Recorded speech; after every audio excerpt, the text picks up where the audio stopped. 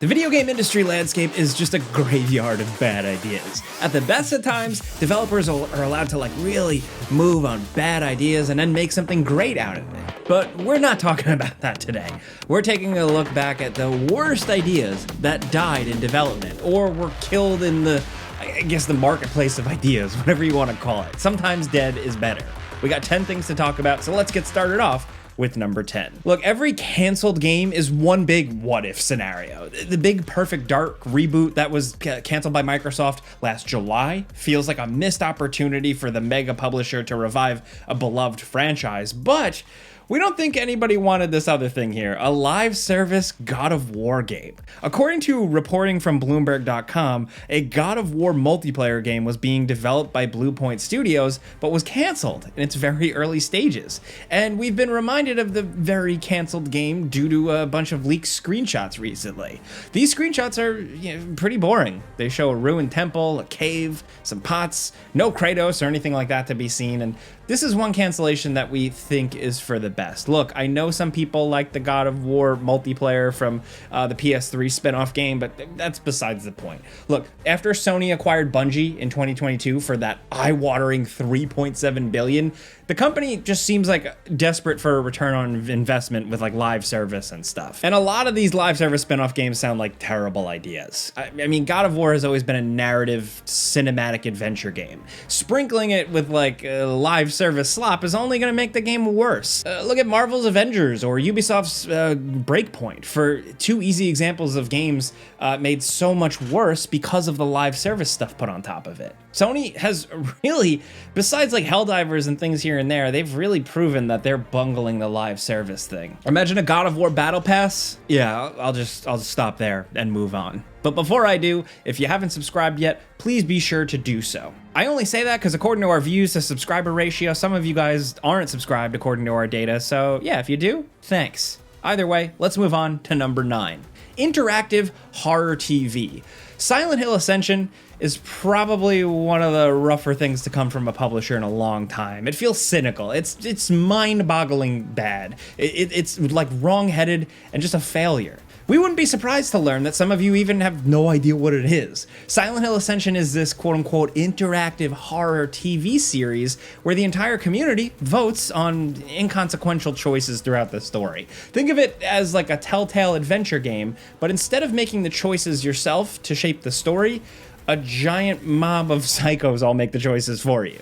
Even worse, this isn't a normal streaming series. It exists on its own platform, complete with microtransactions and avatar building where your account can essentially buy more votes, so rich whales would also get a chance for their weird in-game avatars to appear in the episode as a random NPC. And no, look, before you think otherwise, this thing is absolutely not a video game. The quote-unquote TV show was made in Unreal Engine, so it looks like a video game, but it is really just a video that you watch. The show completed a season of content, and then it was quietly shuffled away. You can still watch every episode on the proprietary website, but I do not recommend it. For a Silent Hill thing, it's just so boring.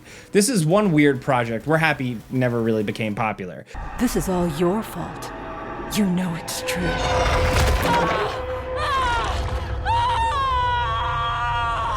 Monetizing a season of television sounds like the worst way to tell a story. Maybe that's the scariest Silent Hill experience of all, watching the 21 episodes of this stuff.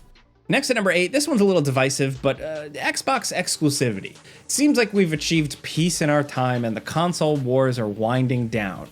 Our long nightmare is over. Look, I don't know who won, but we do know who, I guess, lost in a way. Microsoft has essentially conceded by announcing that the new Halo remake will be released on the PS5.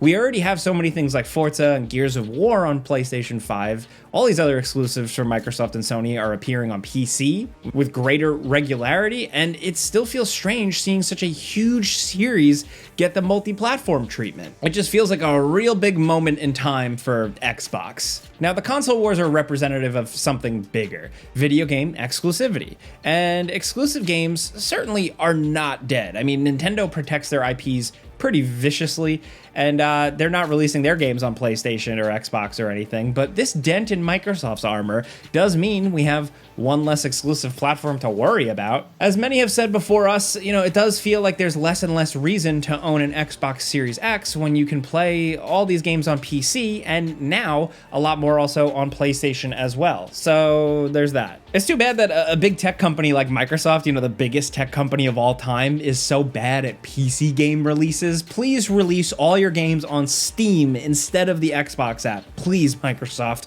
We're trying to meet you halfway here. Next at number 7, Ubisoft Quartz. This is the company's misguided attempt to cash in on Web 3.0. For a brief time, the company tried to dip its toes into NFTs. Now, we're not going to go into describing what an NFT even is at this point, but, let's use the simplest explanation possible. Digital things that you can buy and sell. And Ubisoft Quartz made weapon skins and other random in-game items into NFTs you could earn, buy, and sell. Notably, this makes video games not fun to play. I just don't think this is a good idea, and these games tend to fail. But Ubisoft tried anyway, and they tried after the trend was over. One major game under the Ubisoft Quartz umbrella we need to talk about is Champion Tactics Grimoire Chronicles. This game follows the trajectory of a lot of Web 3.0 games. It hits the scene with a big splash and media coverage, proclaiming this thing as the savior of Web 3.0 gaming, and then no one ends up actually playing it or reviewing it or even talking about it, let alone uploading YouTube videos about gameplay, because the game just sucked. Of course the game sucks, because the game part is secondary to the NFTs, which also suck. This Champion Tactics game is just this lame turn-based strategy game where you fight other players in PvP-based battles, so the buy to win stuff is baked into the game.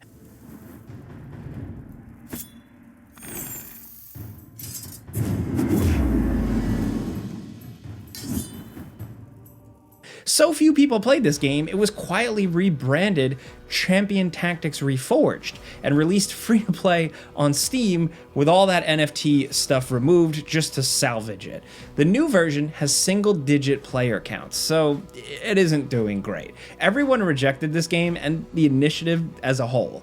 This is one gaming thing that we're happy isn't influencing the rest of the industry. Like the point of this video, sometimes dead is better. Next at number 6, we all know Google, the search engine, their products, they're everywhere. And for a brief time, the tech giant tried to get into the video game business with the half-assed Google Stadia subscription platform. Instead of downloading games like on Xbox Game Pass, the Stadia service would stream games directly to your screen. It's potentially a cool idea, and plenty of video game companies are still trying to make it work. PlayStation Now is streaming all games. Xbox Game Pass has its own subset of streaming. You have a lot of options on PC as well, but the problem is the tech with Google Stadia just doesn't work. The service was packed with issues that made playing games more difficult. Games would stutter, the graphics were inconsistent, button inputs were slow, and different games seemingly ran at different speeds. Now, they paid big money for exclusivity to a lot of cool games, but playing them was a chore. And keeping track of how you had them in your account, how they monetized buying them, and it was a mess top to bottom. The storefront was bad, all the logistics stuff was bad. Streaming games to your phone or playing an old game on Xbox or PlayStation or Nvidia streaming, whatever, it can work. But it isn't the solution that tech giants want it to be yet. No matter how fast your internet connection is, it's never going to be as good as just having the real thing installed on your hardware.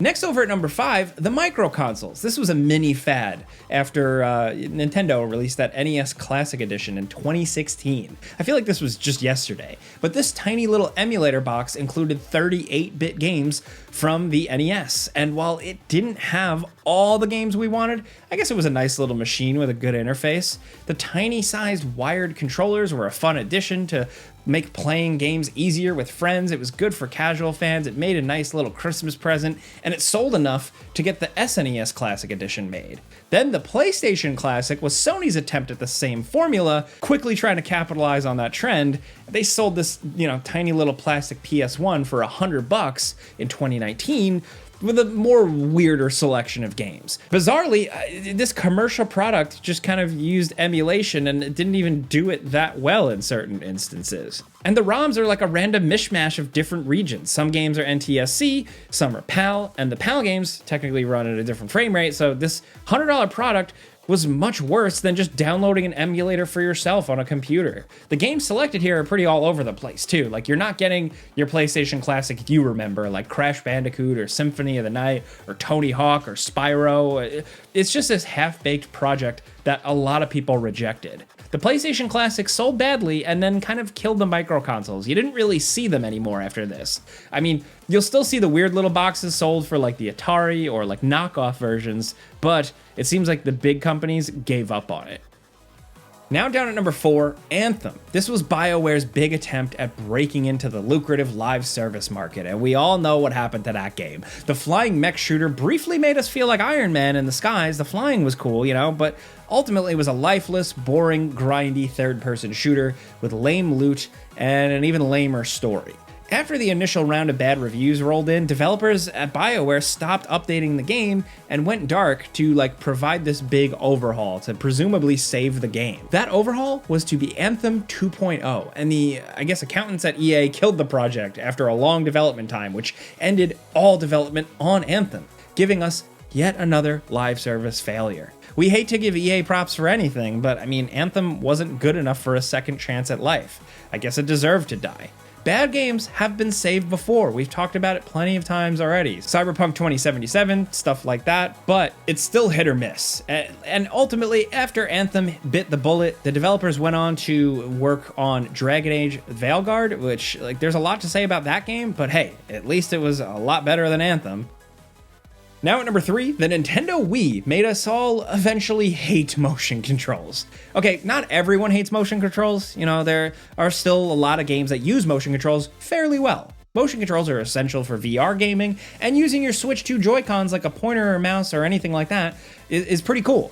Now, what we hate are the terrible motion control gimmicks that a lot of companies forced into games for a long time. Some of these gimmicks just did not work. One of the more infamous examples of bad motion controls comes from Tony Hawk Ride. The game can be bundled with a skateboard controller that you'd stand on and perform tricks. Like other things on our list, this skateboard controller did not work, and it was required to play the game. You were stuck standing on this crappy piece of plastic, trapped in linear levels that played nothing like the OG Tony Hawk games. The motion board should never have been released to the public. It just felt so half-baked, undercooked. We're doubtful this thing ever really worked well enough to play. Critics said Tony Hawk Ride was the worst game of the year when it released, and we can't disagree. Selling overpriced hunks of plastics that made games worse is one of the video game things that we're very glad is dead. Mostly. I miss the classic days and a good old-fashioned plastic guitar for Guitar Hero, but, you know, for every Guitar Hero, we have something like a Tony Hawk Ride.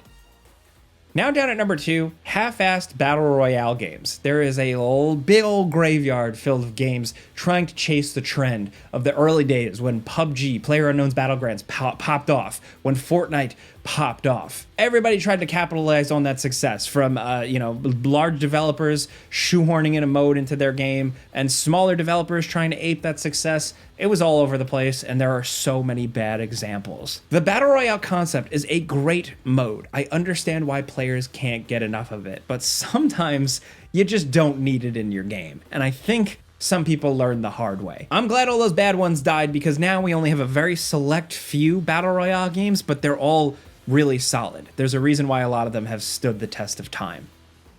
Now down at number 1, there's no peripheral we wanted to die as badly as the Xbox Kinect. You probably remember this. This motion sensing camera was touted as like the next big thing in your household by Microsoft. It scanned your body. It got you up out of your chair. It was meant to make controllers obsolete and let us play games with our motions, make gaming natural, waving your arms, kicking your legs. The Kinect could have revolutionized video games. Unfortunately, and say it with us, the Kinect simply did not work. This thing was infamous from day one. Players reported the Kinect ignoring motion immediately. Just going through menus is a chore with Kinect, as the cursor just wiggles uncontrollably. The gameplay is even worse. Trying to get the Kinect to register movement was just a pain in the ass. It was immediately a barrier. Nothing really seemed to fix the Kinect, and it was so bad that players freaked out when Microsoft was rumored to require Kinect with the Xbox One console. The press surrounding the Xbox One was already so bad, the cooler heads prevailed, and the required Kinect was cut. Devil's advocate though, I will say some people really liked relying on the voice controls for Kinect. I know some people that just operated their Xbox with it, but anything besides that was bad. Even compared to other motion controllers like the Ride skateboard, the Kinect was so much worse. As annoying as the Wii remote could be sometimes, it functioned most of the time. Unlike the Kinect, which worked way less reliably. Infamously, one of the better Kinect games is a Star Wars minigame collection where you do dance moves with stormtroopers. That's the best they got, really. And it was bad. Imagine if they tried to release more games that we actually wanted to play on this thing. That would be rough. But that covers 10 video game things that we're glad died off. There's a whole lot more we missed out on. You know, gaming, as we said, is a graveyard of bad ideas. And if you want us to dig up more, let us know some of your favorite examples in the comments. If you like this video, clicking the like button helps us out. We really appreciate it. And if you're new, consider subscribing, maybe hitting that notification bell, because we put out new videos every single day. But as always, thanks for watching, and we'll see you guys next time.